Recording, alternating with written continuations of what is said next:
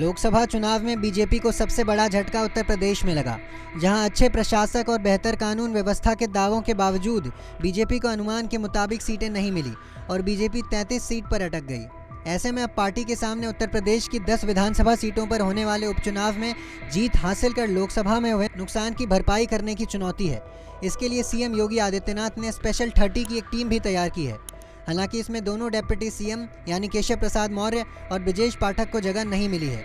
दरअसल प्रदेश की करहल, मिल्कीपुर, कटेहरी, कुंदरकी, गाजियाबाद, खैर, मीरापुर, फूलपुर, मजवा और सीसा-मऊ पर उपचुनाव होना है। इन सीटों में 5 समाजवादी पार्टी के पास हैं, तो वहीं आरएलडी निषाद पार्टी की 1-1 सीटें हैं, जबकि बीजेपी की 3 सीटें हैं। लेकिन लोकसभा चुनाव में जिस तरह से समाजवादी पार्टी ने बीजेपी को चौंकाया है, उसे देखते हुए ये उपचुनाव योगी आदित्यनाथ के लिए अग्नि परीक्षा माना जा रहा है। समाजवादी पार्टी की कड़ी चुनौती के बीच योगी आदित्यनाथ उपचुनाव में बीजेपी को जीत दिलाने के लिए कमर कस चुके हैं। इसी सिलसिले में लखनऊ में उनके सरकारी आवास में बड़ी बैठक हुई तो उपचुनावों के लिए आगे की रणनीति पर बात की।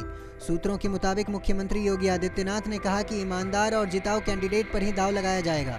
प्रत्याशी की उसकी साफ छवि और जनता से जुड़ाव उसके चयन की प्राथमिकता होगी। मुख्यमंत्री योगी आदित्यनाथ की अगुवाई में अब बीजेपी के सामने बड़ी चुनौती 10 विधानसभा सीटों को लेकर होने वाले उपचुनाव में है। बीजेपी पूरी शिद्दत के साथ इन सीटों पर जीत की तैयारी में लग गई है। इसके लिए 30 मंत्रियों को अहम जिम्मेदारी दी गई है। हर सीट पर इन मंत्रियों को जीत की रणनीति तय करने का दायित्व सौंपा गया है। दरअसल सीएम योगी आदित्यनाथ ने उपचुनाव के लिए 30 मंत्रियों की अपनी टीम बनाई है। सीएम योगी के स्पेशल टीम में दोनों डिप्टी सीएम शामिल नहीं हैं। इस टीम में उत्तर प्रदेश के दोनों डिप्टी सीएम केशव प्रसाद मौर्य और ब्रजेश पाठक नहीं हैं। करहल सीट की जिम्मेदारी जयवीर सिंह, योगेंद्र उपाध्याय और अजीत पाल सिंह को दी गई है। मिल्कीपुर सीट की जिम्मेदारी सूर्य प्रताप शाही और मयंकेश्वर शरण सिंह, गिरीश यादव और सतीश शर्मा को दी गई है। कटेहरी सीट की जिम्मेदारी स्वतंत्र देव सिंह और आशीष पटेल और दयाशंकर मिश्र को दी गई है। सीसा-मऊ सीट की जिम्मेदारी सुरेश खन्ना और नितिन अग्रवाल को दी गई है। इसके अलावा फूलपुर सीट की जिम्मेदारी दयाशंकर और राकेश सचान को दी गई है। मजवा सीट की जिम्मेदारी अनिल राजभर, आशीष पटेल, रविंद्र जायसवाल और रामकेश निषाद को दी गई है। गाजियाबाद सदर सीट की जिम्मेदारी सुनील शर्मा, ब्रजेश सिंह और कपिल देव अग्रवाल को दी गई है। मीरापुर सीट की जिम्मेदारी अनिल कुमार और सोमेंद्र तोमर और केपीएस मलिक को दी गई है। खैर सीट की जिम्मेदारी लक्ष्मी नारायण चौधरी और संदीप सिंह को दी गई है। कुंदरकी सीट की जिम्मेदारी धर्मपाल सिंह, जेपीएस राठौर, जसवंत सैनी और गुलाब देवी को दी गई है। इसके साथ ही संगठन की ओर से वरिष्ठ पदाधिकारियों को भी जिम्मेदारी सौंपी गई है। साथ ही साथ ये उपचुनाव राज्य और देश दोनों की राजनीति भी तय करने वाले साबित होंगे, क्योंकि ये उत्तर प्रदेश ही था जिसने साल 2014 और साल 2019 में बीजेपी की बहुमत वाली सरकार को मजबूती दी थी। लेकिन 2024 के चुनावों में यूपी में बीजेपी की कमजोरी ने उसे बहुमत से दूर कर दिया।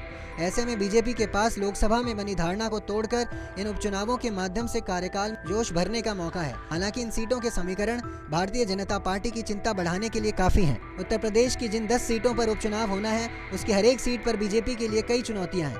अखिलेश यादव की करहल के बाद दूसरे नंबर पर बीजेपी के लिए मुश्किल सीट है मुरादाबाद की कुंदरकी। कुंदरकी में साल 2022 के विधानसभा चुनाव में समाजवादी पार्टी के जियाउर रहमान विधायक बने थे। लोकसभा चुनाव में वो संभल सीट से सांसद चुने गए थे। कुंदरकी विधानसभा पर बीजेपी को सिर्फ एक बार 1993 में सफलता मिली थी। इस विधानसभा में मुस्लिम वोट करीब 65% और हिंदू वोट 35% है। इसके अलावा कानपुर की सीसा-मऊ सीट समाजवादी पार्टी के विधायक इरफान सोलंकी के सजायाफ्ता होने से खाली हुई है। ये समाजवादी पार्टी की मजबूत सीटों में से एक है, जहां इस पर सपा इरफान सोलंकी के परिवार से किसी को टिकट दे सकती है। वहीं इरफान के साथ लोगों की सहानुभूति भी दिखाई देती है। ऐसे में ये सीट बीजेपी के लिए मुश्किल सीटों में से एक है। ऐसी खबरों के लिए देखते रहें पंजाबकेसरी.com। साथ ही कमेंट सेक्शन में अपनी राय जरूर दें।